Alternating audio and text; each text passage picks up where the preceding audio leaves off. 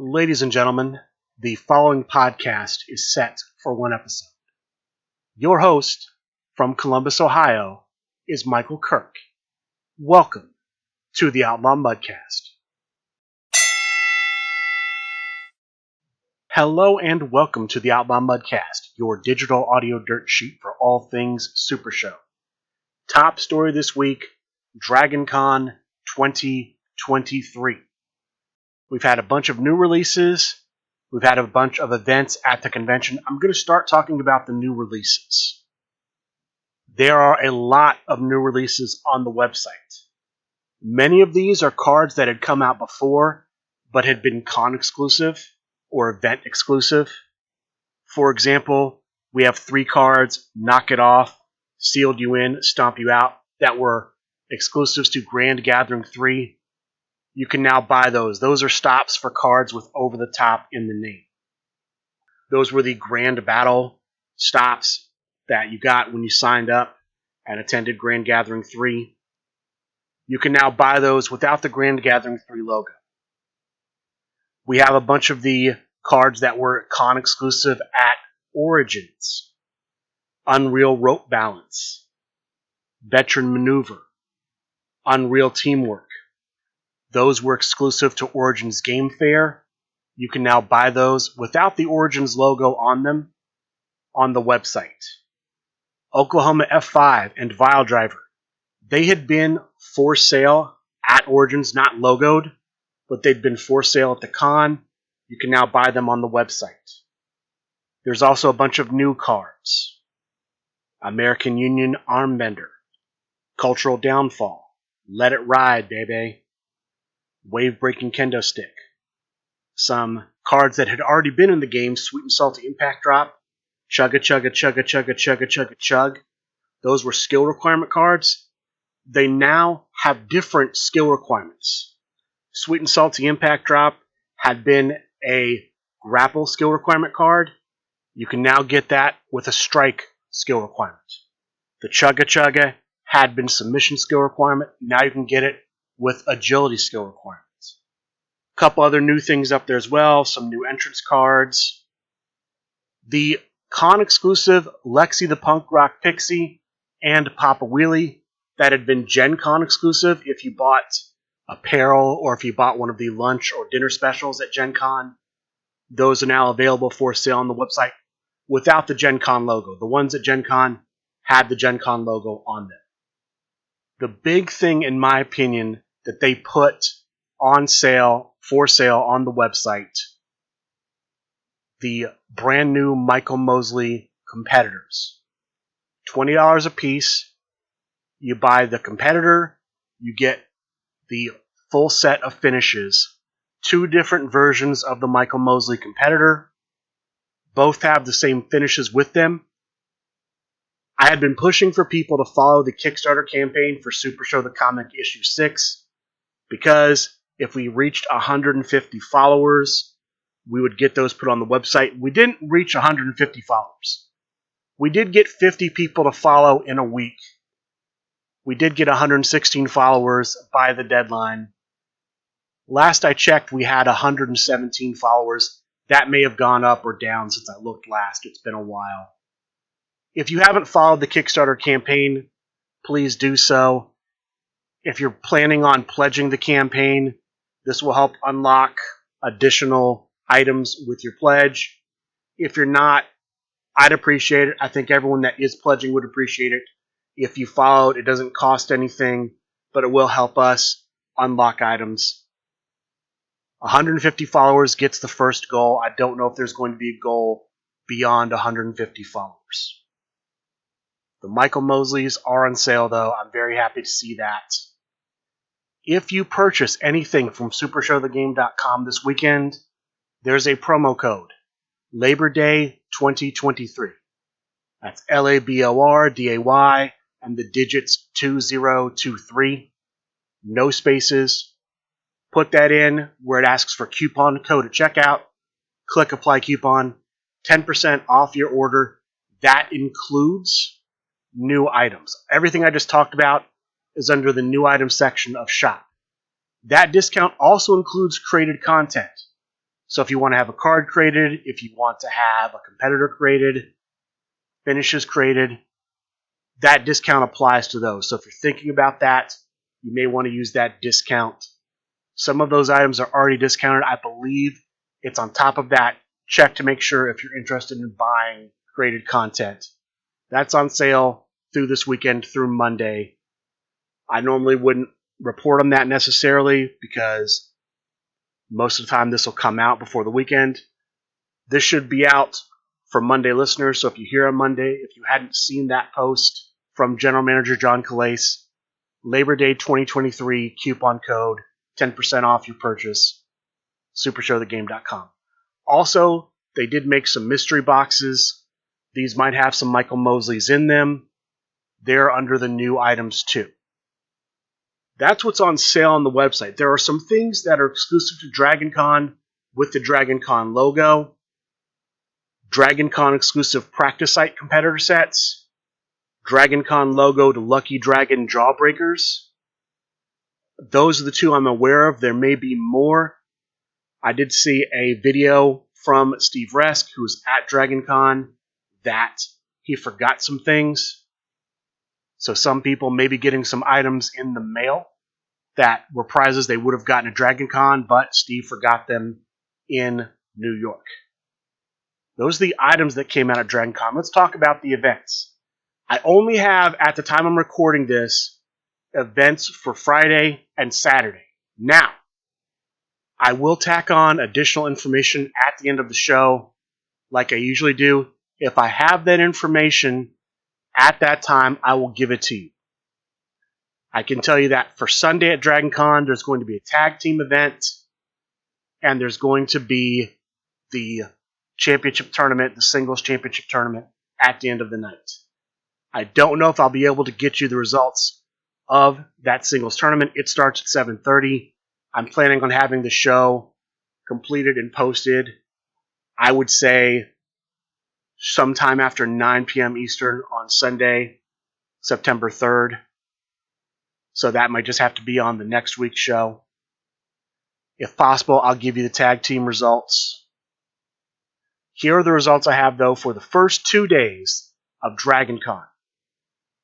All throughout DragonCon, they've been doing demos.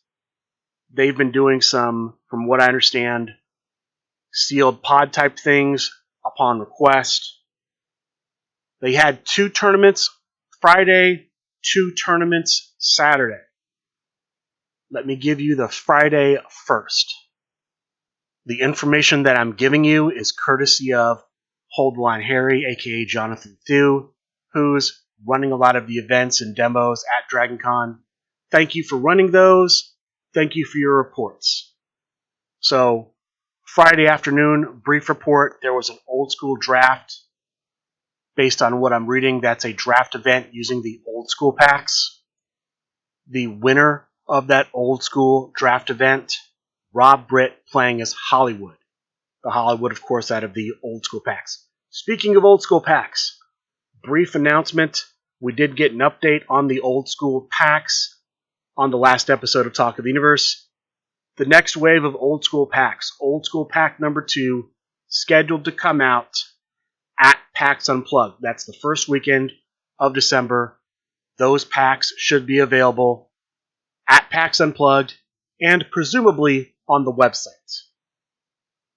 The competitors in the Old School Pack 2 will be an even mix of older competitors from Super Show the Game with new finishes and new gimmicks, but the same logo, so you can mix and match the finishers, and brand new competitors. The 1 through 27 cards in those, half of those will be brand new cards. Half of those will be the new cards from Wave 1 of the old school packs. So half the cards in there will be the cards that were new in the old school pack first wave. The other half of the 1 through 27s will be brand new for the old school Wave 2 packs. The Friday night event at DragonCon was the Cosmic Crusader / Marauders of the Multiverse draft. 18 players. Each player purchased either a Cosmic Crusader pack or a Marauder of the Multiverse pack, and then played what was in that pack. That's the way I understand it. I don't know if they used Swiss rounds, bullet rounds, or some other type of round, but the 18 players played off. After the preliminary rounds, there was a cut to a top 8. No stipulations in the top 8. Here are the matchups in the top 8. We had a new player, Ben, playing as Terra, against a new player, Zoe, playing as Mars, with Ben taking the victory. We had Math Guy playing as Black Scorpion X versus Guard playing as Mercury. I'm not familiar with who Guard is, but Math Guy took the victory there. We had Brime Light, formerly known as Brime Time, playing as Silva, take on Shannon, who had a big Dragon Con last year playing as Shui, with Brime Light going over.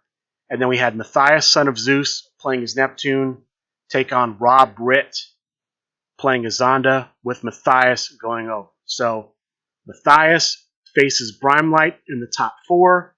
Math Guy faces the new player Ben in the top 4.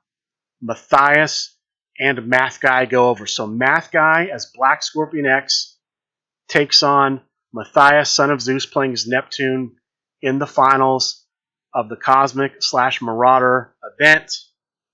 Math Guy takes the victory with Black Scorpion X. As a result, Math Guy gets to face the Lucha Maniacal Uberstar. If Math Guy wins, he earns the respect of the Uberstar, and he wins. So he earns the Uberstar's respect. Congratulations to Math Guy for taking the big event Friday night. Saturday, we have a cage draft in the daytime. This event was run by Steve Resk. From what I understand, here's how it worked. Each player bought a Brian Cage steel cage deck. They also received a random singles competitor. They could use either the Brian Cage competitor or the singles competitor, plus the cards in the steel cage deck, and play that. They could also use the 2 skill requirement cards that came with the Brian Cage deck, regardless of whether or not they met the requirements for those cards normally. And I'll mention this here too, because I believe they did this in this event. They did this in other events as well. If a card had an effect that normally worked in a particular type of match, so if a card said, if this is a Ring of Fire match, do X, or you may do X, they could treat these as if they were Ring of Fire matches for that purpose. Those effects were live even if the matches weren't those stipulation matches. From what I understand, all of these matches in this steel cage event were steel cage matches. And also, let me make a slight correction here. Players could not just choose between Brian Cage and a random competitor. They could choose between Brian Cage and one of 2 random competitors. They were given the option to pick Brian Cage or one of 2 random competitors, and they chose who they wanted to use. So it wasn't just Brian Cage or someone else. It was Brian Cage or 2 other choices. There were 14 players in this event. The top 2 are brand new players, both from the Gainesville, Florida area. We have first new guy John playing as Brian Cage from the steel cage deck, and new guy Dan playing as Commissioner Drew Matz. The winner of this event, John playing as Brian Cage. As a result, John received a Lord Gareth competitor set. This is a rare competitor set. I believe it was the con-exclusive competitor from ArmorCon. Just going from memory. So congratulations to him. Saturday night, we had the Payoff Pack Draft event. There were 20 players in this event, 4 bullet rounds. They cut to a top 8. They had 1 undefeated player, a player named Greg, using Penelope Mai, Queen of Cupcakes. They had 6 3-1s. They had 6 2-2s. So the undefeated made it. All the 3-1s made it. The 6 2-2s were paired off in singles matches, and they essentially did a speed round. The first person to win their match made the top cut. All 3 matches started at the same time. First person to win joins the other 7, rounds out the top 8. The winner of that round was everyone's enemy, Joel Williams. Congratulations to him for making the top cut. Here is the top 8. We have Jeremy Steigerwald playing as Captain Rustbelt, take on College Boy Adam Britt playing as the Plant-Based Bruiser, with Jeremy Steigerwald taking the victory.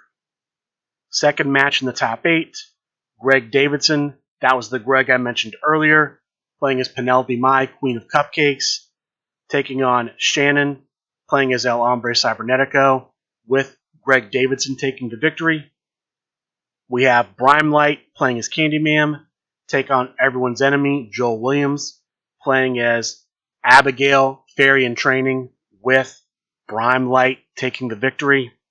And then we have Guard playing as Brian Waitfort Schmidt, taking on Matthias, Son of Zeus, playing as the brand new version of Papa Wheelie, with Guard taking the victory.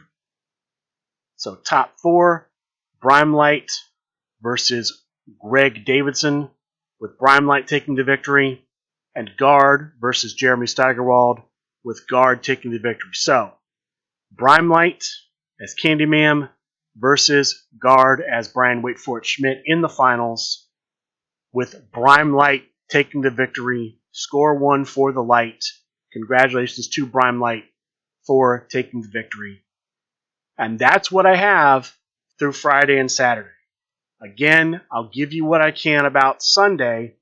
Hopefully it comes in on time before this show is published. I have been told that for the tag event coming up Sunday afternoon at DragonCon, players will be given the family faction pack and then at least one random competitor, and they'll choose out of that competitor selection what competitor to use in the tag team event. I'm assuming this is a 2-player team versus a 2-player team rather than a tornado. But I'll give you more information on that when I have it. That's the update I have for you about DragonCon. 2023 Create a Competitor Competition. The second match in round 2 is currently underway as I'm recording this. I can tell you, after 24 hours, the team of The Phil Birch, created by Phil Birch, and The Trickster, created by Andy Hernandez, was leading over the team of Matty Bar 1, created by Matt Barone, and Private Cuddles, created by Jordan Hollerback, 18-13, 24 hours in. Now, I know there have been additional votes, particularly on the Matty Bar 1 and Private Cuddle side, so that number may be closer. I did also see something else that I want to bring up. It looks like one of the people who was tagged for Matty Bar 1 and Private Cuddles, he tagged a particular person, and then it looks like he went back and either edited the reply he made and changed who he tagged, or deleted the reply he made and made a new reply. Don't do that in this contest.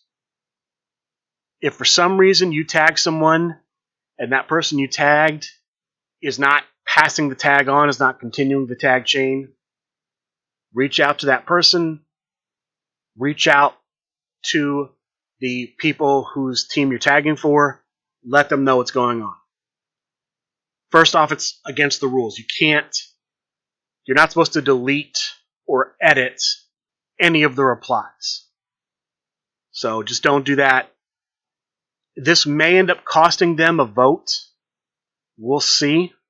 I'll give you the count both with the missing vote and without, because in this particular situation, the person who was originally tagged did come in and tag somebody else. It's actually the same person that was tagged in the edited tag. So At most, it's only going to cost Matty Bar 1 and Private Cuddles 1 vote, 1 tag. But I'll give you both numbers when this is over, because I will add on the end of the show the final count at 9 p.m. Right now, though, it is very close. It's anybody's match, last I looked, for the second match.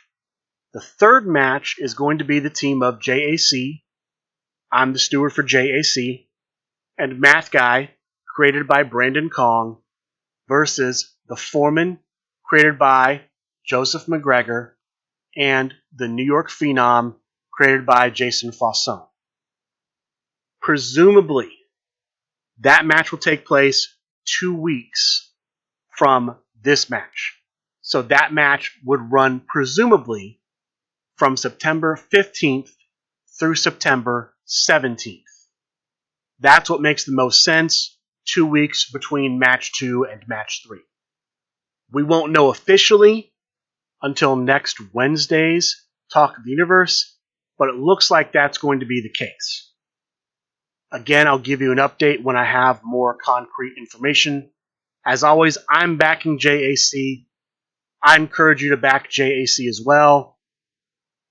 I should also mention this here. I've been talking about promos. Didn't see any promos for any of the 4 participants in the second match. Meaning so far through round 2, all I've seen promo-wise, 2 videos from the Dread Pirate tech support Simon Strauss about Captain Kiddo, his son. He's the steward for Captain Kiddo in this. And 1 post from Rowdy Ron. So, not happy with the lack of promos in both round 2 overall and match 2 specifically. I know that there will be JAC promos in match 3. I hope we'll see Math Guy promos.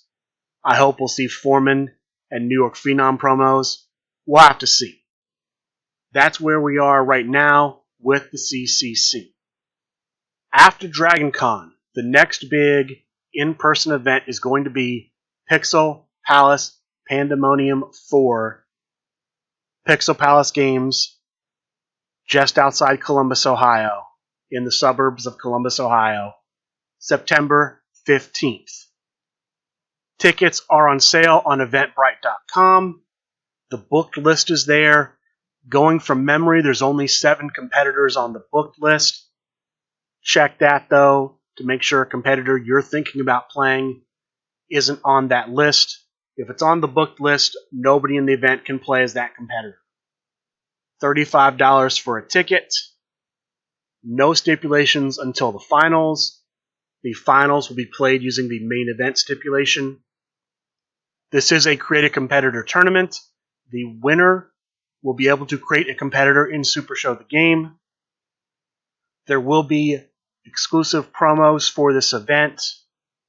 So if you buy a ticket and show up, you'll get those promos. I can confirm there's going to be at least 1 championship match at Pixel Palace Pandemonium IV. The LFF Underworld Championship will be defended. The champion, the big guy, with Matt Stevens, will take on challenger Colin Simon. Colin Simon getting this shot because Impact, of which he was a member, won Faction Wars 4. So that match is supposed to go down at Pixel Palace Pandemonium 4. We could have some other matches go down.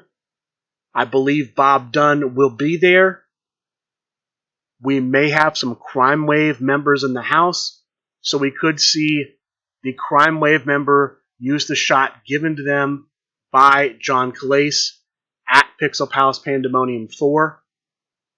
I believe the current Tornado Tag Team Champion will be there. We could see that belt on the line. Possibly the LFF Tag Team Championship. Possibly the LFF Hardcore Championship. Those people are in the geographic area, potentially, so we may see those happen. Who knows what else might happen? We may see some Midwest Coast tag team action. A lot of possibilities right now. But Pixel Palace Pandemonium 4, next big event, tickets on sale on eventbrite.com. $35 per ticket. Going from memory, I believe it's a noon start time. All of that, though, is on the Eventbrite post, along with the booked list. So buy your ticket, check the post, make sure you've got a legal competitor, make sure you're there on time. Outside of that, the next big live play events after that, October 15th, Oktoberfest 5, October 15th, Armor Con, both of those creative competitor tournaments, PAX Unplugged, first weekend of December. We had one LFF championship match this week, apart from what's going to happen on Sunday Night Fights that I'm aware of. I'm not sure if we're going to have a Deep Six match at Dragon Con. I haven't seen anything about that. The Deep Six champion is there. The United States Championship was defended in Michigan on Tuesday. There was a triad match to determine the contender. Chris Randolph, Chris Vaughn, and Lauren Hughes squared off, with Lauren Hughes taking the victory. So, Lauren Hughes with Tetsuya Naito took on U.S. champion Mean Megs, playing as the Mercenary. This was a very short match, only a couple turns. Mean Megs won all the turn rolls, hits the finish, rolls a 9. The challenger cannot break out. Mean Megs has a very quick defense. She's still the LFF United States champion. Congratulations to Mean Megs. Outside of what's going to happen on Sunday Night Fights and potentially at Dragon Con, the next championship match that I'm aware of, next Tuesday, September 5th, the Trios Championship will be on the line. Simple Chuck, the champion with the second version of the higher class, takes on Sean Loeb, playing as Team Valiant. Sean Loeb has had a shot with Team Valiant. He's been waiting for a long time to get that shot. He's going to get that shot finally this Tuesday, September 5th, twitch.tv/srguniverse. Let's start talking about the online tournaments from this past week. 2 that I'm aware of, Monday Night Fights, Thursday Night Fights. We'll start with Monday Night Fights. There were 20 players in this week's Monday Night Fights. They did 5 groups, 4 players per group. Top 2 players per group advanced to the top cut. So 10 people advanced to the top cut. Based on what I'm seeing here, they either gave 6 people buys into the top cut, made the other 4 playoff and 2 singles matches, with the winners rounding out the top 8. Or maybe they did some kind of triad/singles blend to get to a top 4. I think the first one looks more likely, but they got to a top 4 and then a clean finals. Simple 1 versus 1 finals. Your top 4 were your 2 semifinalists, Zach Ashley as the Rising Sun and Candyman Dan as Johnny T. Your finalists were the Nightmare King as Adam Page and Drew Madsen as Mr. Poppin' Twist, with the winner, Drew Madsen as Mr. Poppin' Twist. Congratulations to Drew Madsen for winning Monday Night Fights. Thursday Night Fights. Chibi back in the driver's seat running Thursday Night Fights. 15 players in this week's event. 3 groups of 4, 1 group of 3. Top 2 from each group advance into the top cut. There's no stipulation listed for the quarterfinals. From what I'm looking at, possibly New York rules. Semifinals was dark match. The finals was an exploding cage match. Your semifinalists were General Cannoli as Abigail Ferry in training and Commissioner Drew Madsen as Nanook from the North. Your finalists were the prize fighter Simon Davner as Commissioner Drew Madsen and Alec Ventresca as Kenny Omega, with the winner, the prize fighter Simon Davner. Congratulations to the prize fighter for winning Chibi's Thursday Night Fights. This brings us to Sunday Night Fights. there was only one match on the card for Sunday Night Fights. And it's a good thing there was only one match on the card, because this was a marathon. This match for the LFF Hardcore Championship went nearly an hour and 30 minutes. I think it ended up clocking in around an hour and 20, give or take. The challenger here, the Nightmare King, playing as himself, the champion, the Beast, Michael Kerr, playing as Quadruple H, in a ladder match that goes to crowd meter 4. I would say overall this was a pretty even match. There were stretches from both competitors back and forth. The Nightmare King at one point hits a finish. I believe this was at crowd meter 3. He did not have a ladder in play. As a reminder, in a ladder stipulation match, if you hit the finish and you don't have a card with ladder in the name in play, your opponent gets an additional breakout roll, a fourth breakout roll, and they get a bonus to that breakout roll, to that fourth breakout roll. At crowd meter 0, I believe it's +3. At crowd meters 1, 2, 3, and 4, I believe it's +2, going from memory. Anyway, at crowd meter 3, Nightmare King hits a finish greater than 10, but not greater than the bonus to the last breakout roll. Michael Kerr has to make that. He does. At crowd meter 4, Nightmare King hits the finish again. Still not a kill shot for the fourth breakout roll because the Nightmare King has no ladder in play. This time, though, the Beast cannot break out. The Nightmare King wins. He is your new LFF Hardcore Champion.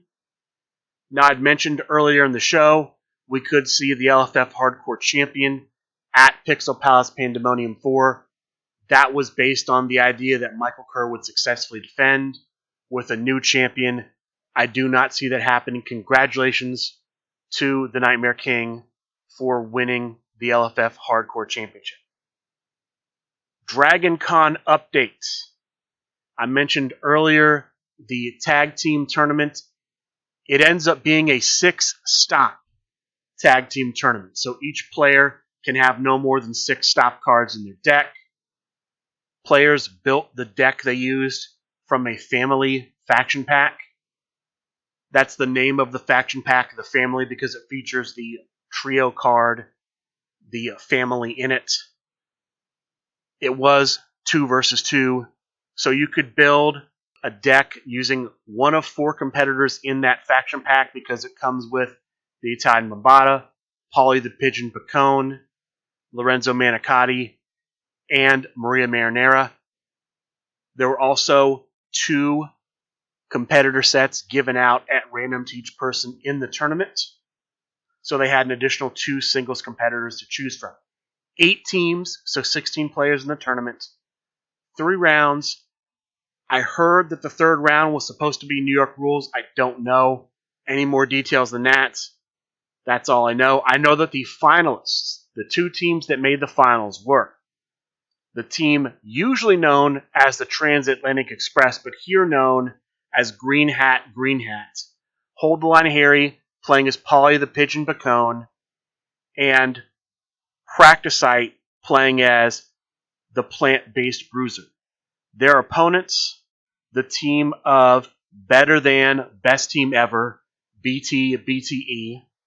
This was Nicholas Ross, also playing as Paulie the Pigeon Picone, and PJ Ross, playing as the mercenary Flip Gordon. The winners of the Dragon Con Tag Team event from Sunday, BTE. Congratulations to them for taking the mercenary Flip Gordon and Paulie the Pigeon Picone to victory at Dragon Con. We also had, after this, a defense of the Deep 6 Championship. The challenger, El Lama Enmascarada Señor, playing as himself, versus champion, the Lucha Maniacal Uberstar, playing as himself. The Deep 6 Championship is played with both competitors, both players, having 6 stop decks. Each deck can have no more than 6 stop cards in it. They used the main event stipulation. The match went to crowd meter 3. The winner at crowd meter 3 with an 8 for his finish roll and still champion the Luch Maniacal Uberstar. Congratulations to him for a successful defense. The final thing I have to talk about before the end of the show is the final results from the CCC Round 2 Match 2. We had the tag team of Matty Bar 1 and Private Cuddles taking on the tag team of the Phil Birch and the Trickster. 24 hours in, I had it as 18 for the Phil Birch and the Trickster, 13 for Matty Bar 1 and Private Cuddles. The final score for the Phil Birch and the Trickster, by my counting, 19. Only one additional tag in the second 24 hours. For Matty Bar 1 and Private Cuddles, here's what I have. And let me take a moment to talk about this because a second issue came up. I talked to you earlier in the show about the first issue, that there was apparently an edited reply, an edited tag that could affect the final count. There was also a situation that happened later where Matty Bar 1 tagged Private Cuddles to start a new chain, and Private Cuddles started a new chain.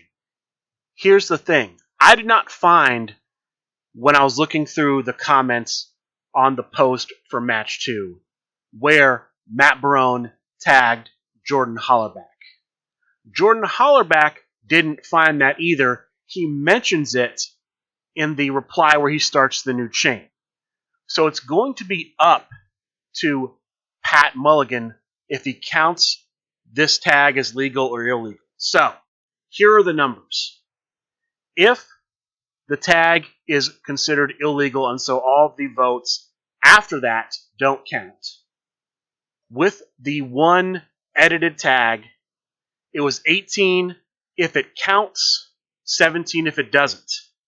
If this second issue, if this switching from Matt Barone to Jordan Hollerback, if that's considered to be legal, there are another 6 votes on top of that. So it's 24 votes if the edited vote counts, 23 if it doesn't. I don't think the edited vote thing is going to come into play. The big thing is going to be if Pat Mulligan accepts that attempt for Matt Barone to tag in Jordan Hollerback and have Jordan start a new tag chain, Matty Barone and Private Cuddles win. They win by at least 23-19. If he doesn't, they lose. The Phil Birch and the Trickster have 19 to their 18 at best. So I am going to assume Pat Mulligan will accept it, and so Matty Bar 1 and Private Cuddles win, but with the caveat I gave you that theoretically he might not accept that, the Phil Birch and the Trickster win it. It's just going to depend on how Pat Mulligan does the counting. So look for Talk of the Universe this Wednesday for them to announce who wins. I think he'll accept it, and so I think it's going to be Matty Bar 1 and Private Cuddles. If it's not, then I think the issue with the tagging in Jordan Hollerback is going to be the thing that defines it. So this was a very tight match. In the most generous interpretation, it's 4-vote victory. In the least generous, it's a 2-vote loss. So that's how close this match was. Much closer than the previous match. I think the big thing is only scoring one tag in the second half of the contest. That, to me, is the difference maker. The Phil Birch and the Trickster only going from 18 after 24 hours to 19 after 48. We'll have to see, though, what the official result is. I expect them to announce that on the next episode of Talk of the Universe. That's going to be September 6th. That is pretty much going to do it for this week's episode of Talk of the Universe. I don't know if there's going to be a Monday night event because it's a holiday. I expect there will be a Thursday night event. Look for those to pop up on supershowthegame.com over the next few days if you're interested in playing in those online events. Pixel Palace Pandemonium IV, September 15th, Create a Competitor Tournament, $35 fee, eventbrite.com. With that being said, that's going to do it for this week's episode of the Outlaw Mudcast. I'd like to thank all of you for listening, and good day.